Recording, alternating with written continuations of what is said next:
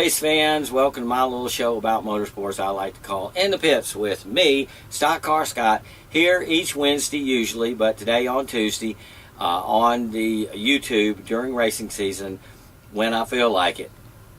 Well, pickings were pretty skimpy for racing this past week on television. I got desperate enough to watch the British Touring Car Championship on CBS Sportsnet. I soon found my inner 13-year-old little boy laughing uncontrollably at the name of a prominent driver in the number 31 West Surrey Racing BMW. As we have learned over the years, the English language is spoken much differently in this country than it is spoken in the mother country, so I can only guess his parents did not realize that with the last name Goff, G-O-F-F, it probably wasn't a great call to name their son Jack. Yes, say his name over and over until your inner adolescent boy is crying hysterically. Every time the announcers would mention where Mr. Goff ran on the track or in the points, that little boy inside of me would start snickering like Beavis and Butthead. Now I am actually looking forward to the next British Touring Car race on CBS Sportsnet. I think it's Thursday, so I can keep up with that Jack fella. On Friday and Saturday, all of the NASCAR racing, as it were, was on the USA Network because of the Olympics. Friday was limited to hour and a half of Xfinity qualifying at Mid-Ohio. Then on Saturday, the only race to be broadcast live this weekend was delayed by the Olympics basketball game between two who gives a poop teams who went into double flipping overtime while I was screaming obscenities at the TV screen. So race fans across America and I missed the pre-race show for the Xfinity race at Mid-Ohio, as well as the green flag and several laps. Gee, thank you, Olympics. I hope you all get Zika. Why Olympics? Because they're hogging so much TV time. By the time the USA Network finally got around to the race, rain had come to Mid-Ohio, and because it's a road course, NASCAR had the teams break out the rain tires. The race then became an exercise in just trying to stay on the wet track. A few road race aces did well, but most of the Xfinity regulars were trying to just get through the afternoon challenge in the rain. A couple of my favorites, Ty Dillon and Darrell Bubba Wallace, did fairly well, getting my hopes up that a regular Xfinity pilot might have a chance to win. But the rain picked up, so Xfinity drivers that had been doing well just began to slide off the track, allowing road race ace Justin Marks in the number 42 Chip Ganassi Camaro to work his way back up to the front to win his first ever Xfinity race. Of course, with the rain, the race ran a lot longer than I'd hoped, so I had to record the end to watch after I got back from the K&N West race at Evergreen. Dale Jr.'s driver, Elliott Sadler, still leads the driver points with the next Xfinity race Friday evening at Bristol. Also, don't forget, there's a Camping World Truck Series race at Bristol tomorrow to watch instead of my little show about motorsports. The rest of the racing for me this past weekend was at Evergreen Speedway up in Monroe. Saturday, the K&N Pro West Series ran 150 laps on the 5/8 mile, along with the postponed super late model event, the Mark Galloway 150. There were also 2 other races run on the 3/8 mile track, and the transition between the 2 tracks went surprisingly smoothly. So, because all races matter, the Evergreen mini stock and street stocks were both able to get in 30-lap mains. Nat Barber won another mini stock feature. I think that's like 7 in a great season that he's having so far. And 3-time champion Roger Drake came out and won his second street stock feature of this season. In between the 2 support races there on the inner 3/8 was the big K&N Pro West Napa 150 on the 5/8 track. Since I have been up here in the Great Northwest, the NASCAR West Series at Evergreen most years has been as close as NASCAR gets, so I try to never miss an event. It's usually a pretty good race, and this year did not disappoint. It was the second year that we were joined there at the track by my old delivery days friend JJ, who I think is quickly becoming a stock car racing fan. He seemed to really enjoy himself, so I guess my work here is done. But seriously, folks, seriously, the K&N West race was won by the kid I was telling you about last week on the show. Todd Gilliland in the number 16 Napa Toyota seemed to be right at home in his first trip to the Monroe track.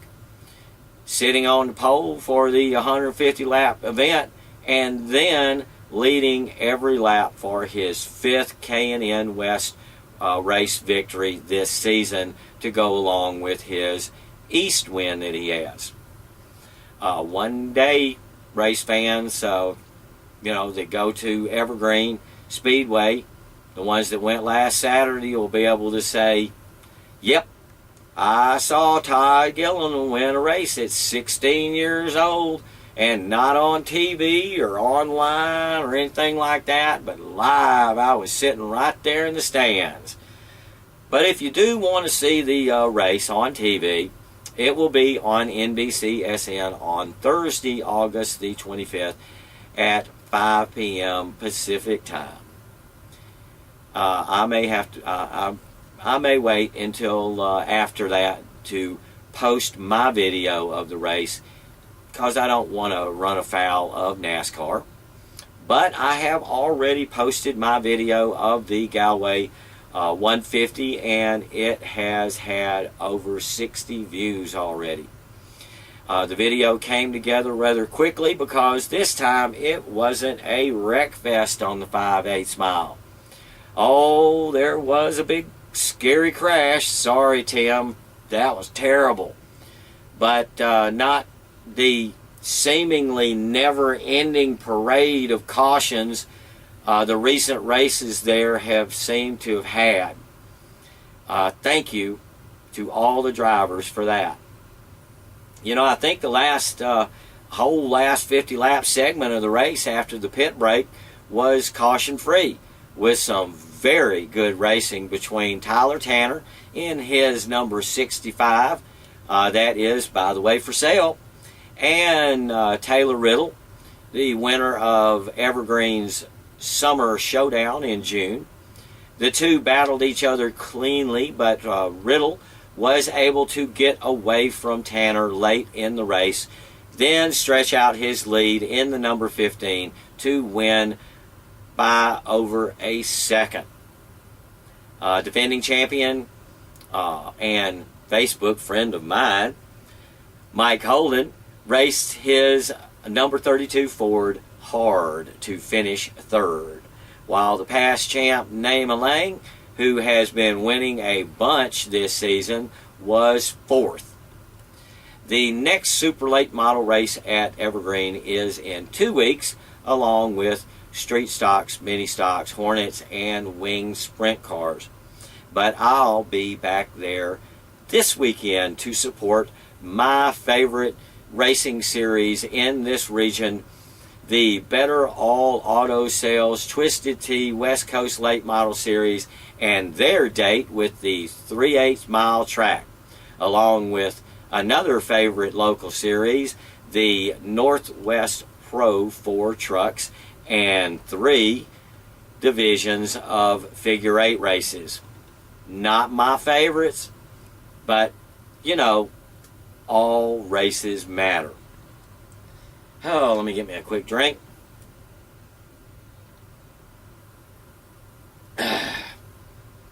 It will be great for a change to see all of my friends in the West Coast Late Model Series, then not have to drive 2.5 hours to get back to my bed or seek accommodations.